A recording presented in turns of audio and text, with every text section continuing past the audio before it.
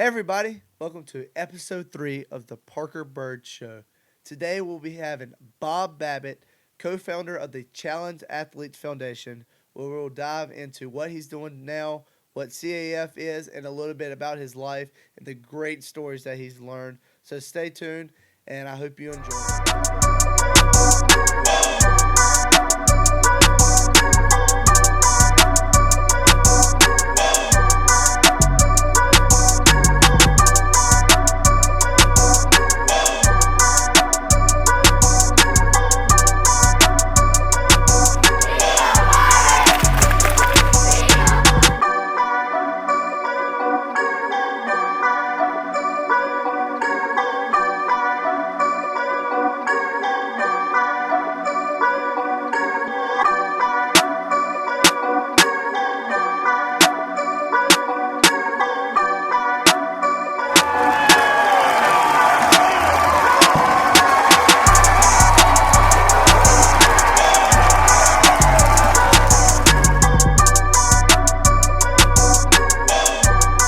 Bob, man, welcome to the Byrd Show from the Legless Lounge, where we dive into stories of today.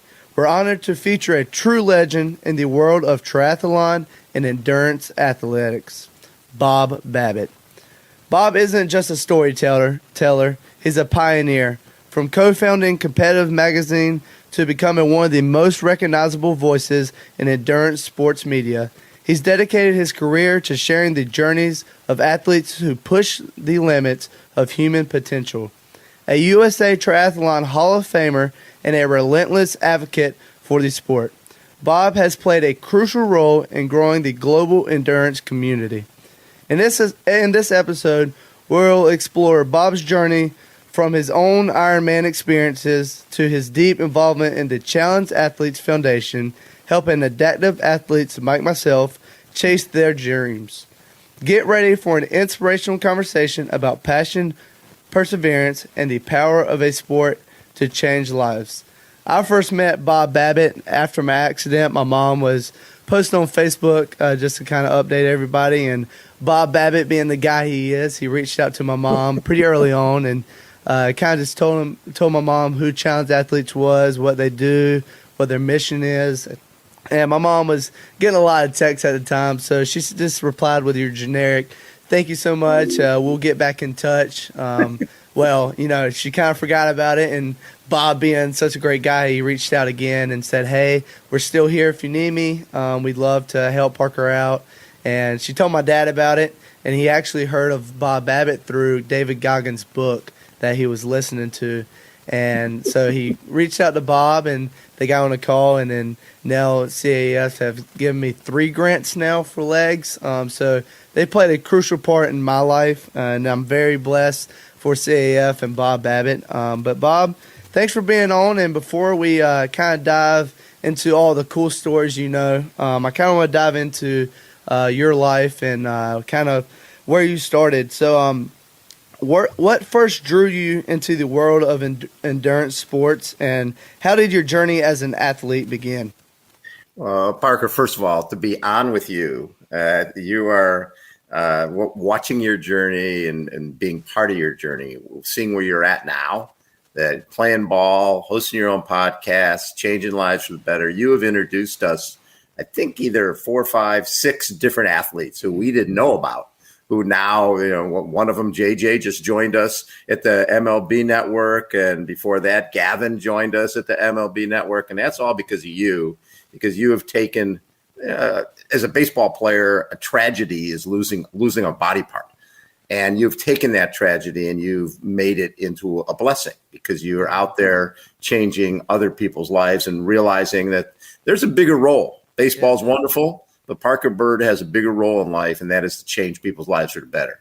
That's right. So, lucky to have guys out there like you that I can plug them into, and it's a great relationship that we form with these people, and it's an honor just to talk to you now, but also to share what CAF does, because it's played a tremendous role in my life. And a lot of kids out there that lose limbs, they think that it's the end of their life, right? Like they can't play the sport, and then for me at least, I saw all the things that CAF does, but also the things that CAF athletes do, and it inspired me personally to get going. And I didn't know about adaptive sports until I was an amputee, and so it's really cool to been through the journey. But yeah, let's just talk about talk about your journey and how Sure. you first began. So I moved out to California in 1978 I had run a program back in Chicago area for children who'd been abused. Actually, it was at a place called Central Baptist Children's Home, and these kids had been put in to foster care and had failed in foster care, and then they ended up with us. So it was, I mean, we had children who'd been been sexually abused. We had children who'd, one kid had like fallen out of a window. His dad had sort of pushed him, and he had cigarette burns up and down his arm. So these kids, and the thing that hit me from that, Parker, was here's this kid who's innocent, hasn't done anything wrong, and they're taken out of the home. So basically, from the very beginning, they're being told, you're at fault, you're a bad person. We're not doing anything to the parents, but we're taking you out of the home and putting you in with a bunch of other kids from somewhere. Some kids had been, abandoned. Some were orphans. Some had real violent tendencies. So you put all these kids together, and it's not necessarily the best mix. So at some point, I moved from working at a residential treatment center, which is what that was, to San Diego to run a PE program at a little private school, and just fell in love with that. It was called Bob Time, and just we played all different sports, captured a flag, and it was the best. I can only imagine how fun that was. It's so much fun. So much fun. And it's funny because a number of my, at Zoot Sports, one of the artists there was one of my students. So it's running into kids who were my students back in the late 70s and early 80s is pretty special. But then when I moved out here, I was always playing sports. I was that kid, Parker, when growing up that was not good at anything, but I was that organizing guy. I was the one who'd come to Parker Byrd's house and go, hey, Parker, we're playing baseball in the street in 20 minutes. And your first question is, who else is playing? So you're my first guy. So I got to make something up. I got Jimmy, I got Donnie, I got Andy. And you're like, okay, I'll come. So then I got to go to Jimmy and Donnie and Andy and go, hey, Parker's in. You coming? That's awesome. That was me. That's awesome. That was my role is getting everything organized, getting kids out there to play because I needed them. So that actually transferred over, and eventually I read in 1979 an article about this event called the Ironman Triathlon over in the island of Oahu. 2.4 mile swim, 112 mile bike ride, 26.2 mile run, and I was like, my roommate and I he was a rock climber. I was running a PE program, a little private school, and he was a mechanic at San Diego Suzuki. He ended up becoming the best mountain biker in the world, but mountain bikes hadn't been invented yet. This is 1979, 1980. So the two of us buy bikes at a police auction because we have no idea how to do this thing. It's not like you can go online and find out how to register or how to train, nothing.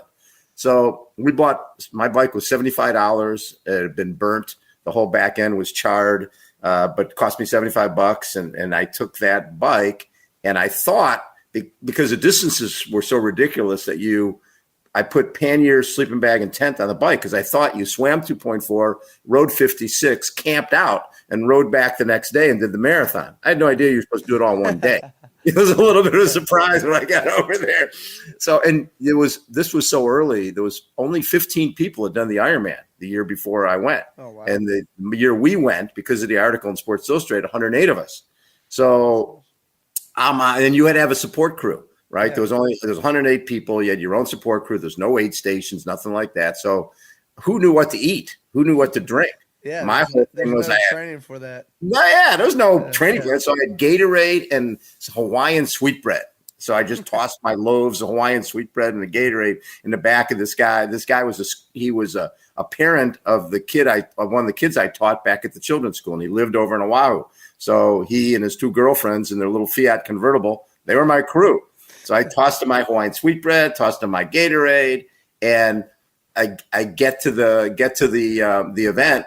and finish the swim and come out of the swim. And I'm on my bike and I've got a Radio Shack radio on the front of my bike and I'm tuning it in. And I'm like, this is the coolest thing ever. I can't believe I finished the swim. There's my crew, mile 25 into the bike. And they're on the side of the road with a Big Mac, fries, and a Coke. And I'm like, oh, that sounds pretty good. Yeah. I got that. Imagine, especially at that point.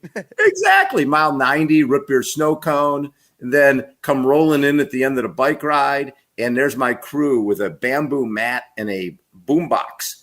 And they're like, how about a massage? I'm like, oh my God, that sounds great. So I had like a 45-minute massage between the bike and a run. I'm laying there on the ground. And then they had a rule, Parker. They had a rule back then. If you lost 5% of your body weight, they pulled you out of the race. So they had scales along the bike and the run course. So you would have to get up on the scale and get weighed.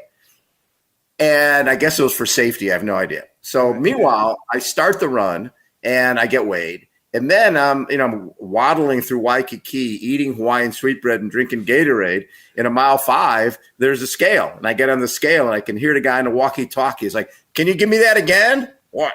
The guy's gained 5 pounds. You can't gain weight doing this. So That's awesome. You're the first to do that for first sure. person in history to gain weight during it.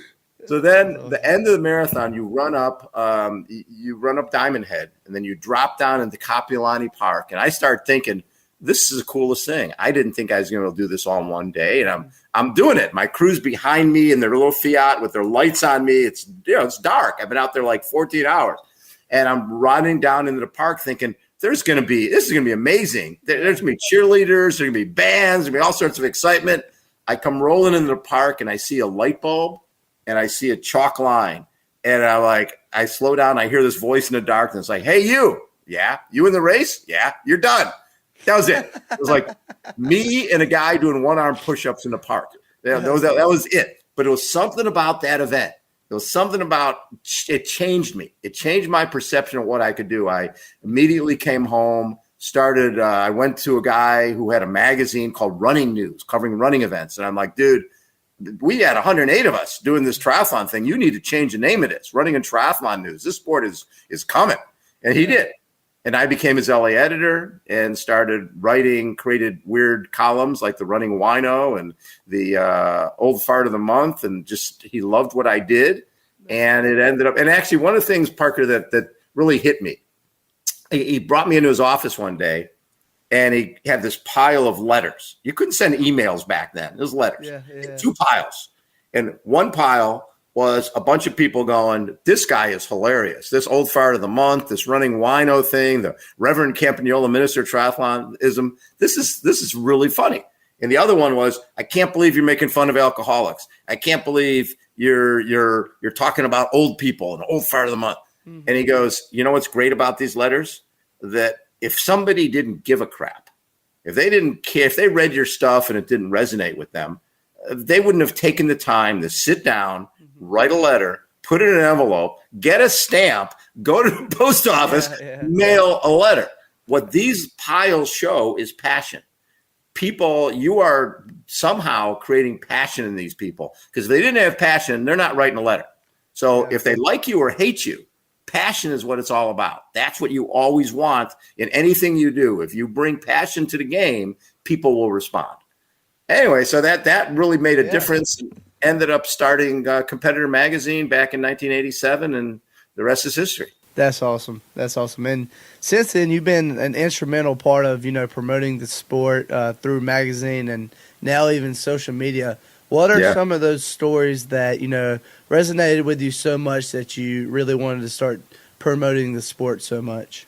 Well, you know what I saw, Parker, is that every pro when you're talking about a baseball player, a lot of times baseball players are identified when they're pretty young. They're going to be a talent. Ken Griffey Jr. and guys like that, Aaron Judge, they know pretty early on. So they're treated differently. LeBron James, all those guys. Our guys, all of our pros were age groupers. They were just starting out. They were getting into the sport and they were 18, 20 years old and found out they were talented. But there's a relationship between our fans and our participants in the events and the best people in the world because they were all age groupers. They all started with this, gosh, I wonder if I can finish this thing. the number of pros I've interviewed. I mean, Chrissy Wellington, who went on to win the Ironman 4 times. Her first triathlon, she jumped in the water in a wetsuit that was way too big and nearly drowned. Right? Can you imagine? Her parents are there to watch her first race, and there's the lifeguards coming over on kayaks and saving her. And she becomes the very best in the world. And so many stories like that. But it's the stories of a Jim McLaren, a guy who was an amputee and came back to go 10:42 at the Ironman. Guys like that who ended up changing my life in another way with Challenge Athletes Foundation. But first, it was as athletes in overcoming. And like you mentioned earlier about a gentleman with ALS, we had a gentleman with ALS who finished the Ironman. Oh, wow. And within a year or so, he could barely walk or talk, but he actually rolled over the finish line. His name was John Blaze, and it became the Blaze Man roll because he said beforehand to the announcer, they're like, "What are you going to do at the finish to celebrate?" He says, "Well, if I make it that far, I'm just going to log roll my sorry ass and just be happy that I got there."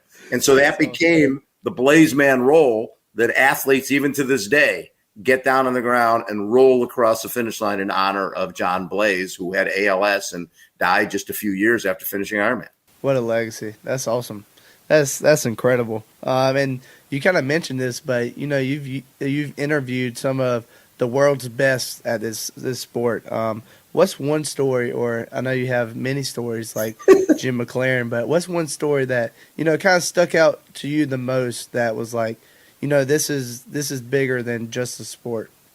There was a gentleman by the name of John McAvoy, who was think of the Sopranos. He grew up in the Sopranos family in England. His dad and his uncle were in prison for an armed truck robbery.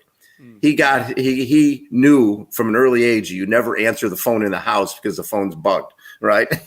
Yeah, wow. When he was 16, he got his first gun. When he was 18, he did his first armed robbery. So he gets caught, and because of his family background, he gets 5 to 10 years for his first armed robbery.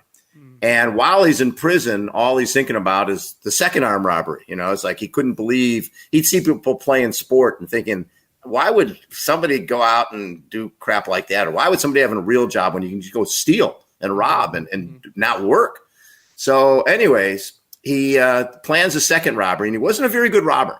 When he gets out, he gets caught again.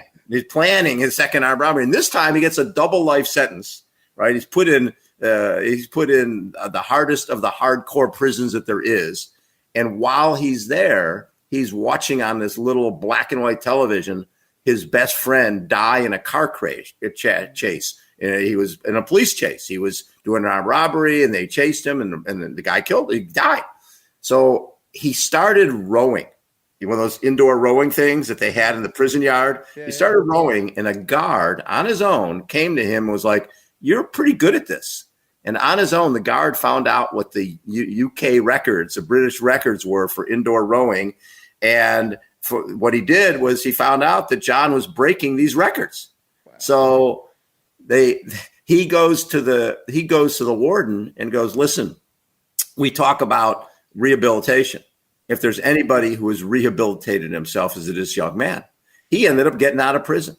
He ended up doing the Ironman. His book is called From Iron Bars to Iron Man. Oh, that's awesome. And he and the guard travel around Europe and talk to prisons about not giving up on people, because you never know who that next John McAvoy is. Now John is in Europe. He can't come to the States. I've been trying to get him potentially to do Ironman one day, but he's got a felony, a major felony. He can't leave. It took him a long time to leave the UK. Yeah. But he now has a program for inner city kids, getting them out in the mountains, getting them onto trails and learning how wonderful life is when you get outdoors. So again, like you, somebody who's given back and understanding, he's been given a second lease on life. Hey guys, I want to take a quick second and thank today's sponsor, Children's Health Services. Dr. Chris Osmick and my dad, Dr. Byrd, understand the importance of being with your kid and giving them the best patient care from the day they were born in the hospital. Children's Health Services has a location on Arlington Boulevard now and has a second location coming soon on 10th Street. Make sure you guys go and check them out for the best care possible. And now, back to the episode. Yeah, and that's all it is about, just the giving back to the community, because he knows that there's people out there that are armed robbers now, and there's a lot of people that have given up on them. But that's awesome. I'm glad that security guard didn't give up on the guy, because if not, he wouldn't have the platform he has now. But now let's get into the Challenged Athletes Foundation. So what kind of led you to co-found the Challenged Athletes Foundation, and what impact has it had on adaptive sport community? Well, the background on that is, again, from covering the Ironman and covering other endurance events, I met Jim McLaren. And actually, even before that, when I had Competitor Magazine, there was a gentleman by the name of Jim Knob, who was an Olympic trials pole vaulter who was on his motorcycle going to work out, and got hit by a driver, paralyzed from the waist down. Came back from that as a wheelchair racer to win Boston 5 times, win New York City Marathon, win LA Marathon 3 times. And the thing with Jimmy was, at that point, no wheelchair athlete had ever been on the cover of a magazine, a national magazine. And there was something about his story that really resonated to me, because he'd go to the running races and he'd wear a Dalmatian skin suit, and the runners would, go off, and he'd be the first one across the line, and he'd be like, "Hey, where's the prize money? Why is it going to that running guy? I kicked his ass," right? He was that squeaky wheel. He was that guy saying, we deserve to be able to be, it's a road race. The city's blocking off the roads. So what if I'm in a wheelchair?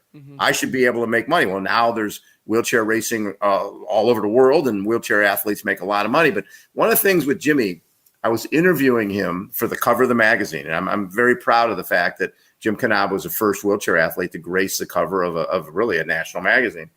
And I'm interviewing him at his house, and I'm asking him about, being paralyzed and how tough it is. And I see a nickel on the floor in his living room.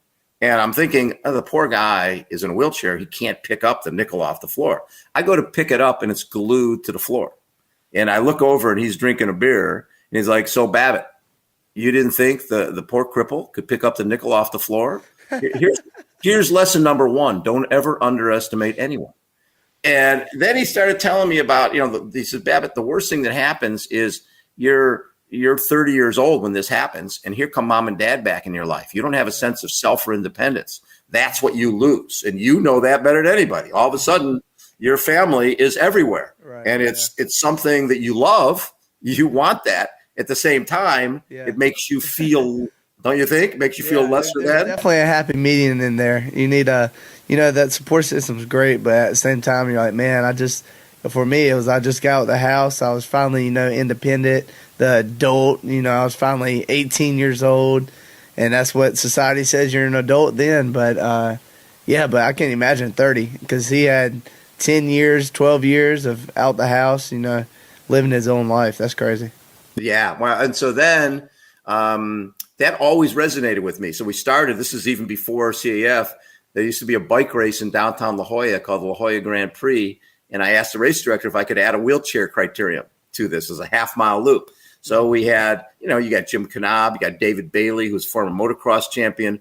We got more media for our event than the bike race did, because our athletes had that personality. They had stories, right? Rather than I went fast. I went fast is not a good piece of editorial. It's here's what I overcame to get here. That's why those stories resonate so much. That's why media loves our athletes and our stories, because it's something people watching at home can relate to. Somebody sitting at home going, my back's sore, I don't think I'm going to the gym. And then you pop on, and it's like, yeah, my leg was cut off by a motorboat, and I'm back playing Division I baseball. And the guy goes, okay, I better get my ass to the gym. I don't think I have any excuse anymore. So when Jim McLaren, who had been, when he lost his leg, he got a prosthetic leg and ran a 3:16 marathon, which is unbelievable, because back then he's stopping to pour sweat out of his leg, right? Then he comes to Kona and goes 10:42, which is top 20% of everybody in the race. Change of perceptions. He's sponsored by Budweiser. He's traveling the world. And then 8 years later. And this is still all with a walking leg, correct? This is with a walking leg, yeah. Yeah. So then in 93, he's racing an event in Orange County, California. He's on his bike. A van goes through a closed intersection, hits the back of his bike, propels him headfirst into a pole. A guy's an amputee already an amputee becomes a quadriplegic. The odds on that, you can't even imagine. Yeah, it's but so low. Right away, it was, okay, we got to do something for Jimmy. So the first thing we did was we got an air ambulance and got him to Kona for the Iron. That was in June of 93. In October of 93, we got him to Kona to be on stage and have our community embrace him and let him know we loved him and cared about him. And because think about it, he'd already gone through it. He'd already lost his leg and gone through that trauma. Now he's being asked to do it again. He was like, you know what? I don't know if I can do it again. So that was what I wanted to do. And Jeffrey Esikow worked for Reebok Company and sponsored Jimmy. And Rick Kozlowski put on events. So where I'm like, well, we can put on an event, La Jolla Cove. We'll put on a little triathlon and we'll raise $25K to get Jimmy a van with hand controls to give him independence, because we know that's what people lost. So that was our goal. And we raised 49 through the little triathlon. We're like, okay, we're done. And then 3 amputee women come up to us and they're like, it's great we did for Jimmy, but did you know when you get injured, your health insurance covers a walking around leg or an everyday wheelchair? Nothing to do with sport is covered by insurance, because they consider sport a quote unquote luxury item. And you know better than anybody, it ain't a luxury item. It's a huge part of who you are and what you do. Definitely. So in sports, you were talking about Jim and the mental side.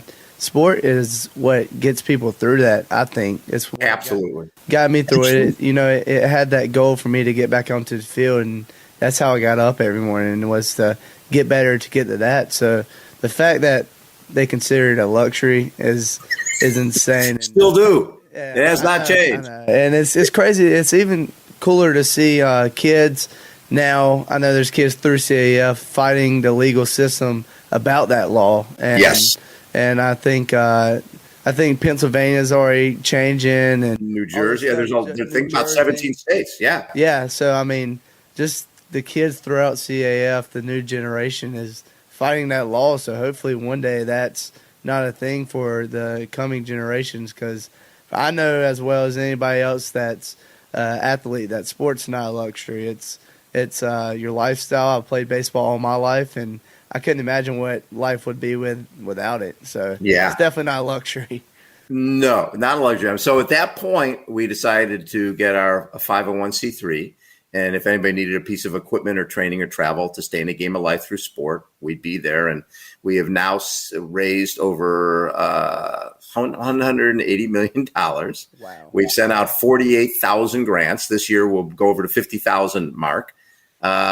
We've sent out grants to athletes in all 50 states, in 73 countries, and in 105 different sports. Our 105th sport was wheelchair pickleball. That was our 105th sport. Yeah, that's a growing sport. Too. It's a growing sport. It's crazy. It's a lot. Kind of like triathlon. I actually passed the pickleball court the other day, and it's all ages out there. I mean, from 75 to 10 years old. I saw it all, and it's such a growing sport, and it's fun too. So it's so fun. And the cool thing, well, for me, the greatest thing is if you're an athlete and you've lost a limb, you don't know what's in front of you, and seeing other people who can be role models for you, and seeing people succeed. Those kids who come out to watch your games and see you there as part of the team, when they've, little JJ, Shark Attack, because can he play baseball again? He didn't know. Yeah. Did Gavin know? No, they don't know if they can play ball again. And that's being that role model and showing them, yes, I can do it. I remember a number of years ago, Hunter Woodhall, who's become a superstar. He and Tara now have 8 million followers or something like that. Yeah. So Hunter came in 2017 or so to our San Diego Triathlon Challenge, and every one of these amputee kids is running up to him. Logan and Jack Cunningham, who's a double baloney. They knew every. Logan's actually now the one fighting in New Jersey, right? He is. Oh, yeah, that's what I thought. Logan's a baloney amputee, and those kids knew every split time that he ran. That he had run. Right? They knew it all. And now this kid Jack Cunningham is just got a scholarship to Penn State. He's a double baloney amputee. Wow. Because Hunter was that role model. At that point, people didn't know. The coaches didn't know what to do. because here's this kid ranked number 1 in Utah in the quarter mile, top 20 in the country. And I had him on my radio show back in 2016 or so. And I was like, so where are you going to run in college? He goes, I don't have any offers. What? You're top 20 in the country? So we got him to this meet. A buddy of mine puts on a meet in the Armory in New York City. New York Times writes an article about why does this kid have no scholarship offers? Next thing you know, he gets offers from Arkansas, from USC, UCLA. He chooses Arkansas, becomes a 4-time All-American, meets the beautiful Tara at a track meet up in Idaho, and then the rest is history. Here they are as A-list celebrities and sponsored by Lululemon and so many other brands, and that gives everybody else hope. I mean, you gain from that. You're look at those guys. Yeah, 100%. If they've got national sponsors, why not me? Seeing them, yeah, I remember seeing them from early age or from early amputation age, and I was like, yeah, well, if that guy's running like that, I'm inspired to be like that because he's moving too. I mean, he's running faster than most regular people. Well, 45 seconds for a quarter mile. Yeah, don't try that at home. I mean, that's that's a real deal. And having him win the Paralympic gold in the 400 and Tara winning the gold in the long jump in the Olympics, that changed everything, right? And you see them mic'd up we just had dinner with them the other night, and they had I don't know how many family and friends they had there at both.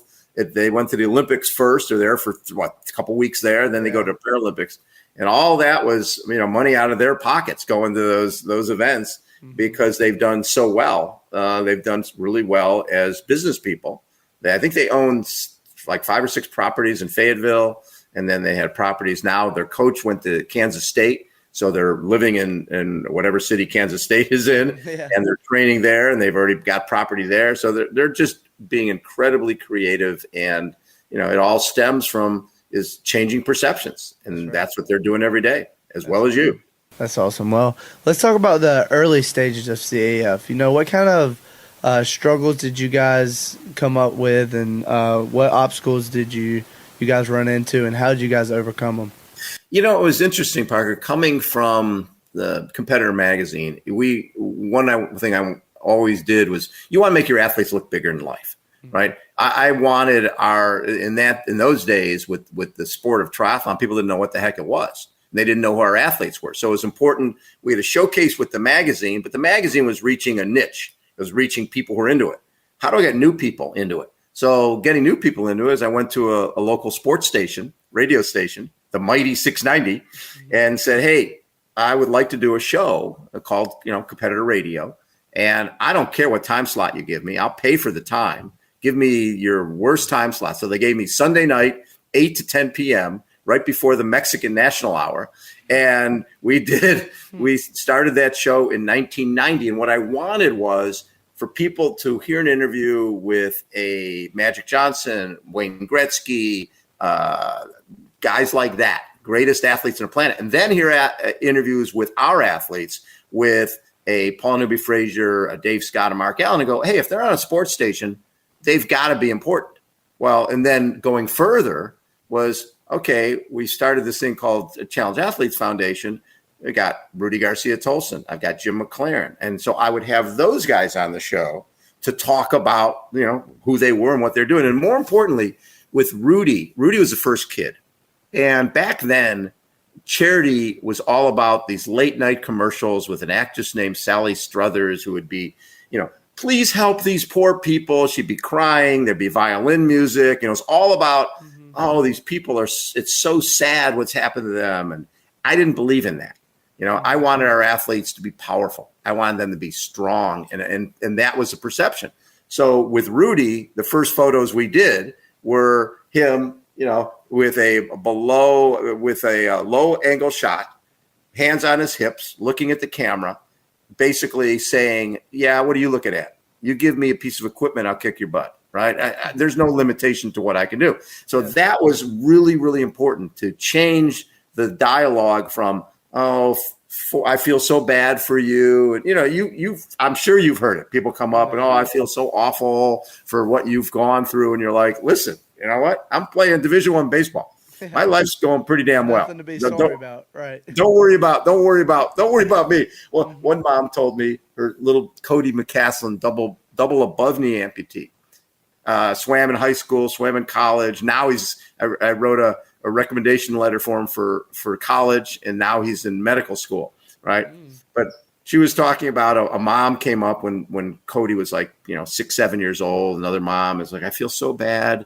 Your poor little boy, missing both legs. How awful is his life going to be? And she's like, listen, my kid's swimming. My kid gets up in front of groups of 3,000 people and speaks to him, and your kid's picking his nose in the corner. I wouldn't worry about my kid. My kid's doing just fine. Yeah, that's awesome, man. It does make you, grow up pretty fast, and especially kids that are amputees from a very young age. Yep. Logan is maybe 13 years old, and I told my mom when I first met him, I was like, this kid is not, there's no way he's 13, because he is the most mature 13-year-old I've ever met in my life that can hold conversations with any age, adults, and very respectful. And, I realized then that these kids are different. They grew up different. They grew up, looking down on by some people, but others know the power that they do have. And it's funny you say that, Park, because from an early, imagine if you were born with missing a leg. Every time you leave the house, you don't blend.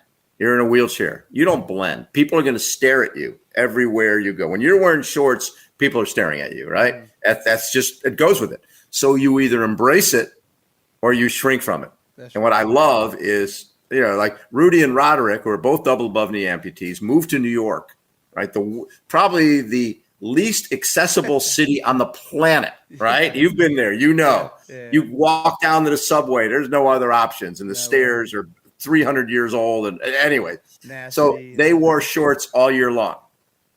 February, 10 below zero, they're out there in shorts. They're proud of who they are. Yeah. And their prosthetics show everybody what they're dealing with. And they love that, which I love, because they're basically saying, this is who I am. I'm not covering anything up. Because people of my generation, if you're an amputee, you covered up your leg. Yeah. People didn't know you were an amputee, because you avoided going to the gym, right? So a lot of older amputees never had sport because they were ashamed. They didn't want to go into the locker room and take their leg off or take their pants off and put a leg on. It was really tough. Yeah. And, there is a lot of misconceptions out there as well. And I know that I get it a lot when people are like looking at my leg, and I love it just because that's my chance to, inform them about prosthetics, about you guys, about what I'm doing now, and kind of change that conception in their head. But what are some of the most misconceptions, people that don't know much and pretty ignorant about just what athletes with missing limbs can do? What are some of the common misconceptions out there? Well, the biggest issue that I think we have is, you think about a kid who's born with a congenital issue, and a lot of the parents are told, listen, your kid's going to be growing. It doesn't make sense to get them a sport leg until they stop growing, until they're 14 years old. So then for the first 14 years of your life, you're the last kid picked. You're on a walking leg. You can't compete with anybody else. And what does that do to your psyche? What does that do to your feeling of your own self? That to me is a huge issue. Also, a lot of folks are like, well, guy's in the military, he lost his leg. The government will provide it. He'll be fine, or she'll be fine. The issue is the military will take care of the cost of what the piece of equipment you need. But you're 22 years old, and you're now at home, and you're feeling, even though you lost a limb, you're feeling guilty for leaving your brothers and sisters behind in the line of fire because you're home. And so you get pieces, but you don't know what equipment you want. You don't know sport. You do need the team and the sport to help you overcome your grief. That's really essential. So what we'll do is, someone like One Arm Willie Stewart we'll send him to Walter Reed Hospital and have him bring his kayak, and he'll show people how to roll a kayak with one arm. Or we'll send other people to the Brooks Army Hospital in Texas, because it's important that athletes that people who lose a limb in battle, that they avoid that spiraling depression that comes from what's next. I don't know. I feel like a loser because I left my people behind. You get people in the sport right away. A perfect example, Eric McIlvaney stepped on an IED in Afghanistan in December of 2011. In February of 2012, he had a prosthetic leg. He actually, while he was in the hospital, one of the commanders came in, and Eric had never met him before. And the guy goes, "So I got my prosthetic within 3 months. How long is it going to take you?" Mm-hmm. And Eric didn't know the guy was an amputee. The guy takes his leg off. And so Eric got his within 2.5 months. And then in the spring, he did a sprint triathlon, the spring of 2012. Then he did a half Ironman in the fall of 2012. And the following fall, he did the Ironman World Championship. And since he was from Pittsburgh, his hero was Hines Ward of the Pittsburgh Steelers, mm-hmm. who happened to be the one to invite him to come do the Ironman to be on his team. Yeah. And then Hines and Eric beat Hines by an hour. That's awesome. And for everybody out there, this just shows how cool this community is. Eric, actually, from pretty early on, after my amputation and after my first grant from CAF, I went to one of their running clinics at Georgia Tech in Atlanta. Yeah.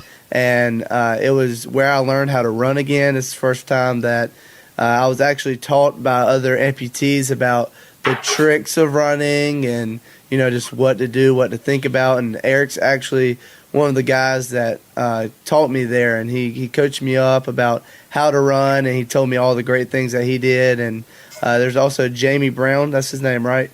Jamie Brown, baseball player, College World Series. Jamie Brown was also there, and he told me about his experience as well playing baseball. And so, I mean, this community is absolutely outstanding, and there's a lot of people out there that are amazing, like Jamie and like Eric, that are pouring back into the community and generation like me. So I'm very blessed to met those guys, because Eric's been a tremendous support with just going out there and running again, and from the early stages of just getting the first leg to where I can actually run. So it's pretty cool how he's talking about Eric, and I'm like, that's my guy. That's the guy that taught me how to run. Hey guys, I want to take a second to thank another sponsor, Shimmer Boutique. Shimmer has a bunch of high quality stuff, including Yeti, Pimp Shrimp, and Local Boy, and also has my personal t-shirt, the Parker Byrd shirt, in store today. Go online to shimmerboutiqueonline.com to order, and any purchase over $100 gets free shipment. They have a bunch of cool spring gear, so make sure you guys go and check that out. They also have 3 locations in Winterville, Greenville, and Jacksonville, and they also have their online store at shimmerboutiqueonline.com. Thank you, Shimmer, and back to the episode. And Eric's going now. What's really difficult in our sport is if you're a sprinter, it's natural that you move from sprinting to a mile to 5K. It's sort of a natural tendency. You'll go longer. Mm-hmm. But what isn't natural is to go shorter and faster. So Eric, does the Ironman in 2013, and then for 2020 decides, or going into 2020, I want to go to the Paralympics in para-triathlon, which is a half-mile swim and a 12-mile bike ride and a 5K run. So it's all about raw speed, which he doesn't have as an Ironman guy. So he ended up making the Paralympic team in both 20 and 24. He went to Paris this year. And he's, a dad of, I think, three kids, and mm-hmm. he's doing it all, motivational speaking, and there's nothing that gets in his way. That's awesome. And we talked about this a little bit, and we've kind of covered, how the legal system says that sport is a luxury item, but what are some of the biggest financial and logistical barriers that of athletes face when trying to compete in their sport? I think, it's funny, we're been going through the grant applications for this year, right? And last year we sent out 4,500 grants, $8.1 million worth of grants. And when you read through the applications and you read how little people make, Guys are making $20, $25, $30,000. So when somebody is making that little, right? Somebody with a disability is making has such a small amount of money coming in. Mm-hmm. When you're thinking about getting a $4,500 wheelchair basketball chair, it's not even a topic of conversation. That your rent, food, that's it. A car that you're basically just getting by. So what hits me, and that's why I'm so excited about Hunter and Tara and where you're going to be going financially with sponsorships, et cetera. That to me is what's important. Is our people with disabilities are underrepresented in the workforce. They don't get jobs. It's like, oh gosh, this person's in a wheelchair. They can't be as good as somebody who's not in a wheelchair. And that's a problem, that perception. And also the cost of equipment. It used to be if someone was paralyzed, the trails disappeared. You know how much you like to go hiking and things like that. Well, imagine if you're in a regular everyday chair, you're pushing on hand rims and you're going into the dirt. It's not feasible, right? It's you lose going out in the trails and enjoying hiking, enjoying nature. Well, now we have off-road e-assist hand cycles that will take somebody who's paralyzed out on the trails and to rip it up and get back to nature again. Problem is they're $15,000 to $20,000. So it's one of those things that technology is phenomenal. We're back in the day, we'd be buying, racing chairs, wheelchair basketball chairs, that type of thing, hand cycles. Now off-road e-assist hand cycles. So how do you get somebody something like that when they're making $20,000 a year and you've got a piece of equipment that's as costly as what they make in an annual year? It's crazy. Yeah, and those prices aren't going down either. No, I mean they're staying the same, and technology is getting more advanced, and that comes with a price. I mean, it comes with a price, which means raising more dollars. And people are like, "Gosh, you guys have raised $180 million. When's enough?" It's like, dude, you have no idea. There's no, we need to be able to send out 5,000 grants a year and $10 million worth of that, which would be wonderful. And there's still more need. Yeah, right. 100%. People, and the other thing, Parker, you're talking about, you got, and I know you were doing stuff about motor safety for boats. Mm-hmm. And I think we had 4 or 5 kids this year losing limbs to lawnmowers. Mm-hmm. I mean, it's that type of tragedy is just so there's got to be a way. I wasn't even aware of until I talked to you about that, about how many kids actually lose limbs because of lawnmowers and how their parents are, have headphones in, just, mowing the lawn or whatnot and accidentally run over their kid that's playing in the grass. So there's just so many accidents out there and a lot of people out there that are going through stuff that don't have the financial support and stuff. But if there is someone with a disability out there to, who wants to get into sport but doesn't know where to start, what advice would you give them? I tell them, go to challengeathletes.org, go to the site. And as you found, we've got the most amazing community there is. People with a very similar challenge to what you're dealing with are there to answer each and every question that you have and give you direction and keep you from going down the wrong path and getting, maybe a piece of equipment that's not right for you or, you don't need a high-end hand cycle at this point. You need something in an entry level just to see if it's what you love.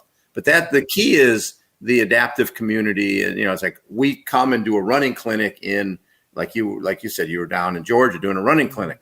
Well, we're not in Georgia besides the fact that we give out grants there. So those adaptive groups in those communities, that's what's important to support as well is people need to get connected. And that's the other thing we can do is connect them with wherever they're living. What's the adaptive community there? Do they have wheelchair basketball? Do they have do they do baseball for the blind? There's so many different sports out there. Amazing. Can you kind of touch on beat baseball real quick? Because I want people out there to know what that is. Because the craziest sport there is, and really one of the sports we send out the most grants in, because people want to go to the Beat Baseball World Series, which is each year down in Oklahoma. So, since there's all different levels of blindness, you have 4 people on a team, right?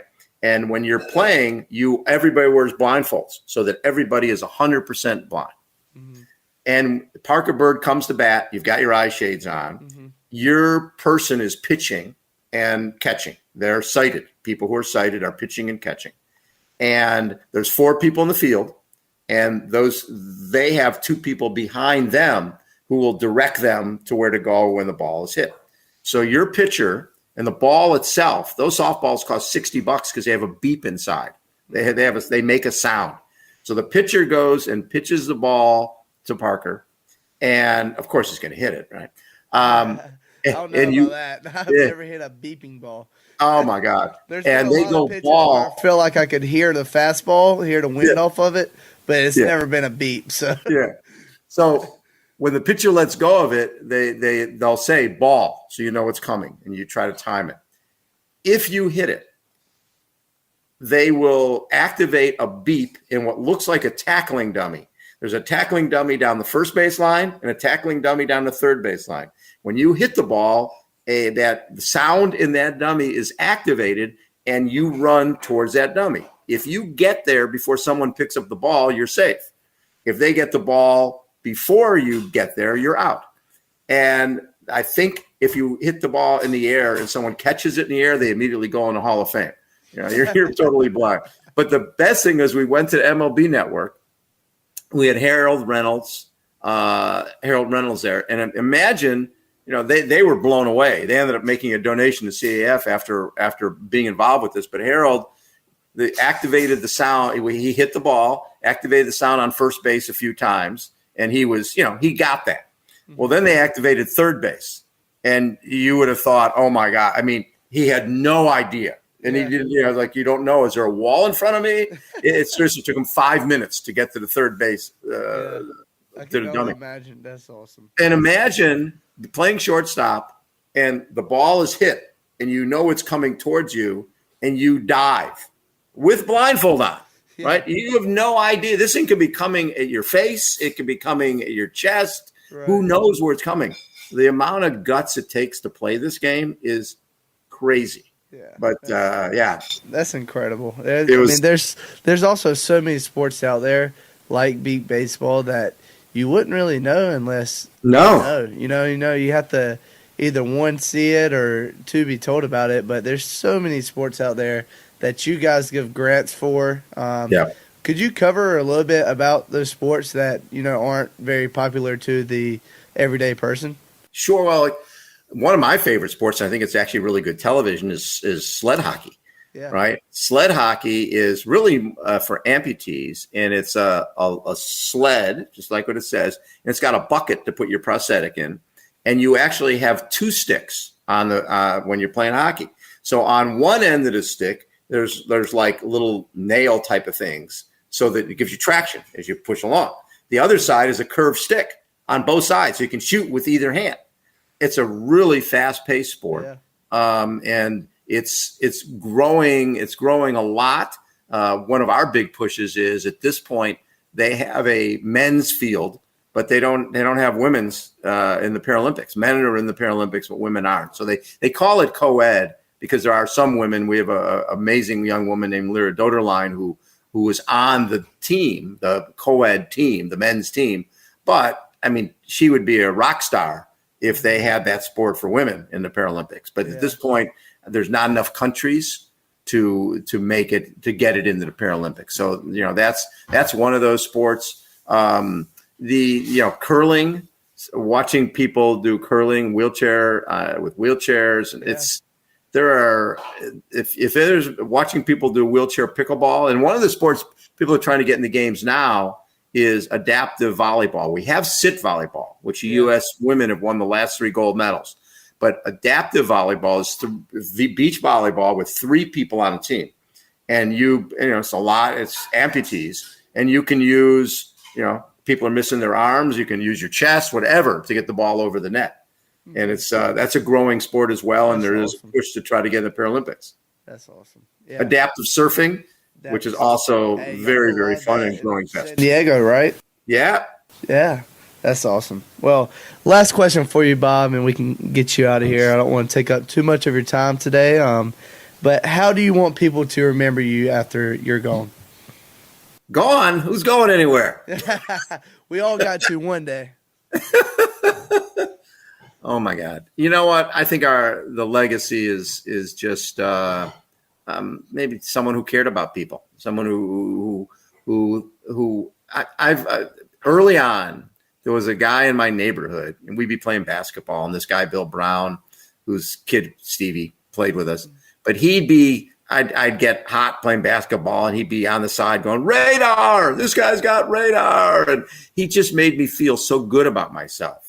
And that always made an impression on me. I was like, you know what? Everybody needs people who believe in them before they believe in themselves. And I've always tried to live that way. You want to believe in people and help people because, at the end of the day, it reflects on you. It reflects that you cared enough to help somebody achieve a dream, and then they're going to do it for that next person. It's that understanding that our athletes have, that Parker Byrd understands that CAF helped him, and his responsibility is to help that next person. That's, I guess my legacy would be, hey, I want to help that next person.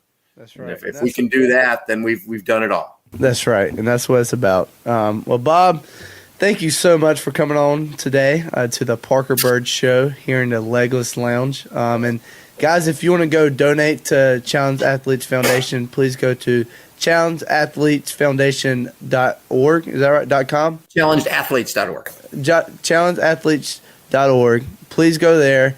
It will help so many kids like myself. But Bob, thank you again for coming on here today.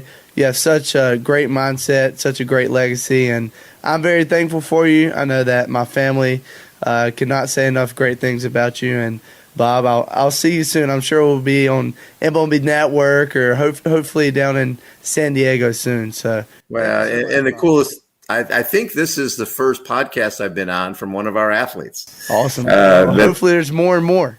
I love that. That really shows how much we've grown when our athletes at a point where they got their own shows and their own sponsors and doing all their cool stuff. Love it. Hey, good luck in your game today.